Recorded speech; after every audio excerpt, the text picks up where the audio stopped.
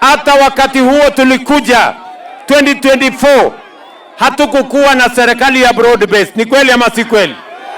Lakini tayari tulikuwa tumekubaliana ya kwamba tunataka kutembea safari moja. Tunataka kutengeneza siasa ya undugu na urafiki. Tuondoe siasa ya chuki.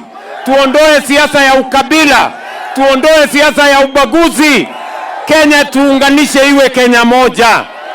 Lakini mimi na Mheshimiwa Raila Amolo Odinga tulikubaliana ya kwamba tutengeneze serikali ya broad based.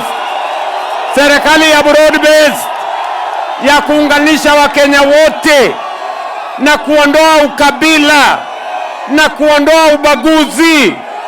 Ndio mimi nawaambia watu wa Rusinga, nawaambia watu wa Homa Bay, ile siasa ya zamani ambayo sehemu hii ilibaguliwa, hii sehemu ya Rusinga na Homa Bay, juu na chini, kulia na kushoto, mbele na nyuma, hamutabaguliwa tena.